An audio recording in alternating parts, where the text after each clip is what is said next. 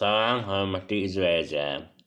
Mən hüquqşünas Sağız Seyidzadə bugünkü videoda məlumat verəcəm ki, kim hansı məhkəməyə necə sübutlar təqdim etməlidir. Əgər maraqlıdırsa video sonuna qədər izləyin.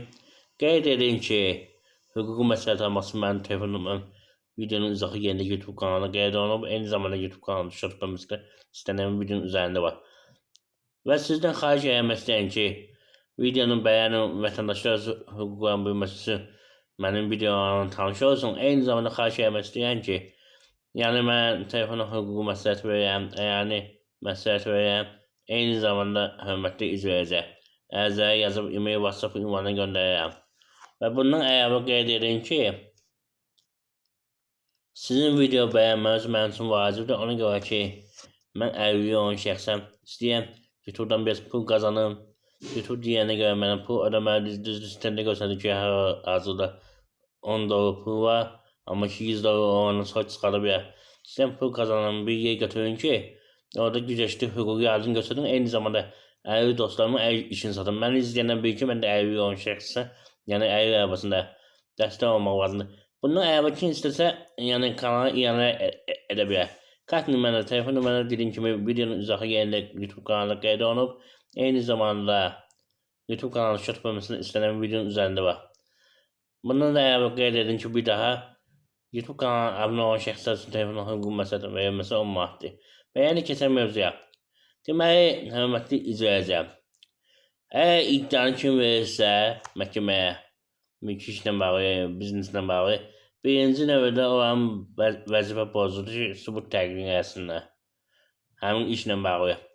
Qarşı tərəf isə zaten borcudur ki, o da sübut təqdim etsin ki, və sübut məsələyə bağlı qarşı tərəf düzgün məlumat vermir.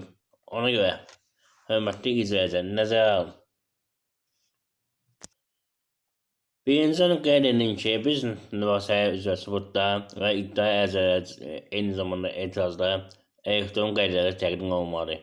Yəni hasan insana, kağız variantda yazıb aparılır, məhkəmə qəbul etməyəcək. Mütləq qaydada elektron qaydada verməlisiniz, hörmətli izləyicilər. Hətta sizdə hansısa bir sübut var ki, kağız variantdadır, mütləq qaydada onu skan eləməlisiniz, öz elektron kabinetinizdən göndərməlisiniz. Biznes işlərinə, biznes məhkəməsində belə baxılır. Qadri mülki işi üzrə, kağız variantında verə bilərsiniz, heç bir problem yoxdur. Qeyd edin ki, sizin sübutları, əgər vəkiliniz yoxdursa, etibarnamə əsasında yaxın qohumlarınız təqdim edə bilər. Ata, ana, bacı, qardaş, oğul, qız buna təqdim edə bilər və nəzərə alın. Amma ki, siz hansısa bir quruma sorğu verirsiniz ki, filan məsələ necədir, sizə cavab vermədə məlumatı sizdən gizlətdilər. O halda siz məhkəməyə müraciət edirsiniz və vəsatət verirsiniz ki, mən filan sübutları təqdim etmək istəmişəm. Mənə cavab vermir və imtina edib və xahiş edirəm məhkəmə sorğu versin, cavabı alsın. Və məhkəmənin borcudur sizə kömək etməyə. Hörmətli izləyicilər, edəcəkdir. Amma insanlar başa düşür ki, məhkəmənin borcudur sübut yığmağın yox. Məhkəmənin müstəqil olduğuna görə hər iki tərəfə bərabər şəkildə işinə baxmalıdır. Sübutları yığmaq onun borcudur. Sadəcə tərəflərin sübut yığmasından kömək edə bilər. Əgər bir dövlət qurumu olur, bəlkə dediyim kimi siz oradan sorğuya cavab ala bilməzsiniz, amma ki, məhkəmə onu ala bilər. Siz kömək etməlidir. Amma siz gözlüsünüz ki, məhkəmə onu alacaq, yox. Bunun üçün məhkəməyə ərizə verirsiniz, vəsatət verirsiniz, vəsatət əsasında təmin olunur. Nəzərə alın. Hörmətli izləyicilər. Əsas məsələdən biri budur.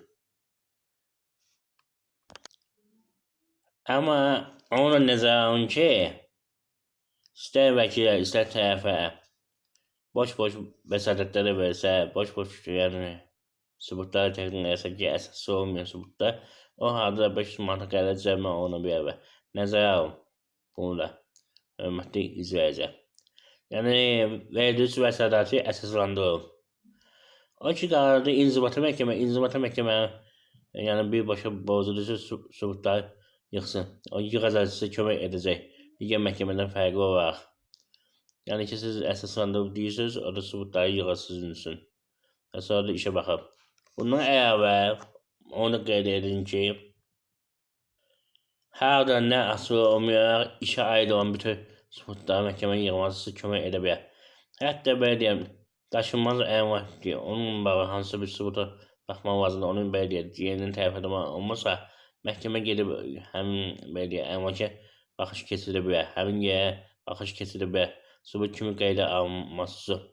Bunun əlavə qeyd edin ki, əgər gizli səs yazısı, video yazısı varsa, mövzuya aiddir. Məsələn, borca aid danışmışsa, o da ait bir şey yoktursa, həm belə sizə aid olan mövzudursa, o halda da onu məhkəmə subut kimi təqdim edə bilərsiniz.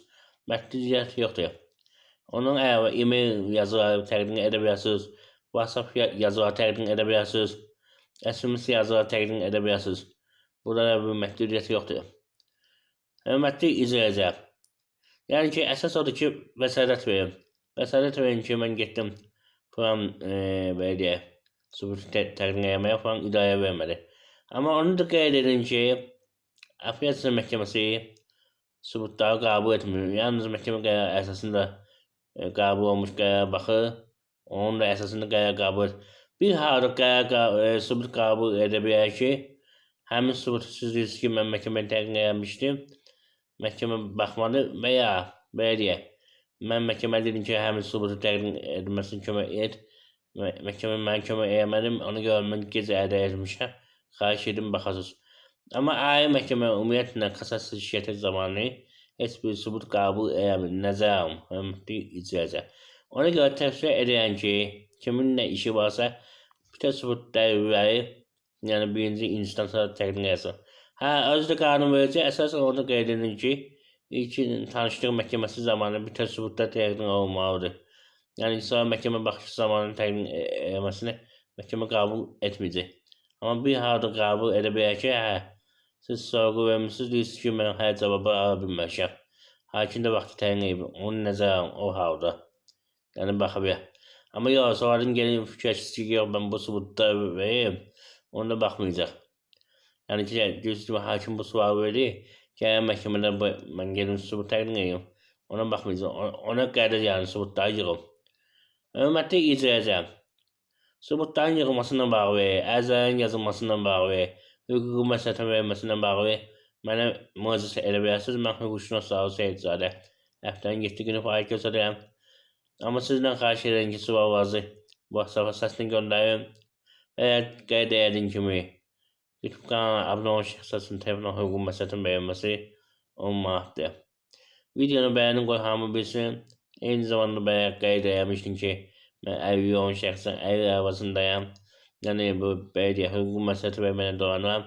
Eyni zamanda yer götürmək istəyirəm ki, belə deyək, həmin hüquqi yardım göstərin gücləşdi, həmin əlil dostlarımın əşyasını satır. Ona görə yəni kampaniyası da istəyən həyata keçirdim ki, istəsə, yəni dəstək üçün yəni yardım edə bilər. Kart nömrəm, telefonum, videonun izahı yerində YouTube kanalında qeyd olunub. Eyni zamanda YouTube kanalı şart verməsini istəyən videonun üzərində var. Diqqətinizə görə sağ olun. Abunə olmağı unutmayın. Ən birinci vacib məsələdən biri odur. Abunə olun və videonu bəyənin. O dəstək yəni pulsuzdur. Sizdən pul gelməyəcək. Hörmətli izləyicilər. Yəni dəstək ol birimizə. Diqqətinizə görə sağ olun. Sağ olun.